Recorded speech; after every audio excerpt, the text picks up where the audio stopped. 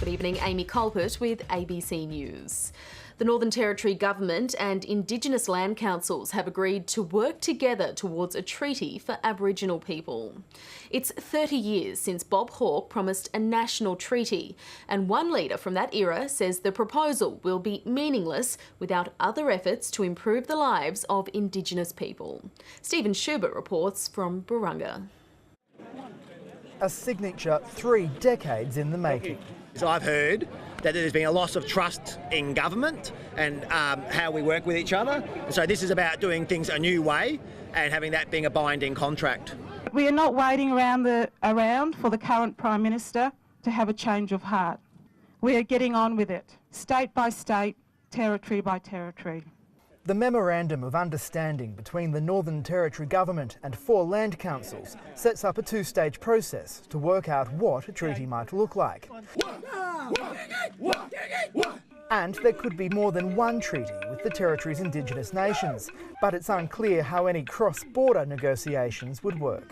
So we've shown we're a jurisdiction that's prepared to work beyond our boundaries, and I do believe in Australia we need to have more collaborative federalism. There's dissent too, with an open letter being published by several Central Australian leaders saying they don't want a treaty at all. Well, what do? We have 3 people who are against the majority of 3,000. How does that work? You can't have 3 people hold you to ransom, can you? There shall be a treaty. One Indigenous leader who was there 30 years ago when Bob Hawke promised a federal treaty has also voiced his dissent. And it'll mean nothing at all. I heard from Gallery that he's after a treaty with the Australian government. I respect that. I can't deliver that. The Parliament of Australia has not lived up to the promise that was made 30 years ago. Too many words from the Burunga statement of 30 years ago have not become reality. The opposition leader promised to act on the Uluru Statement from the Heart to set up an Indigenous advisory body to Parliament.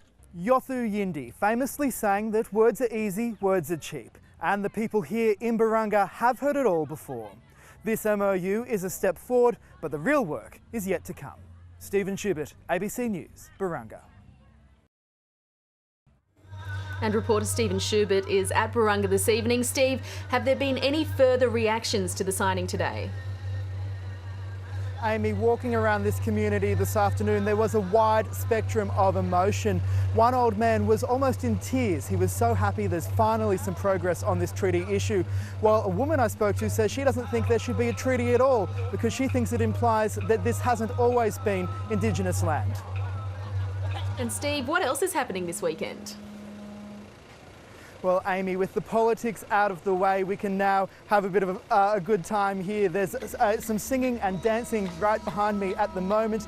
There's also some bush bands scheduled to play later tonight.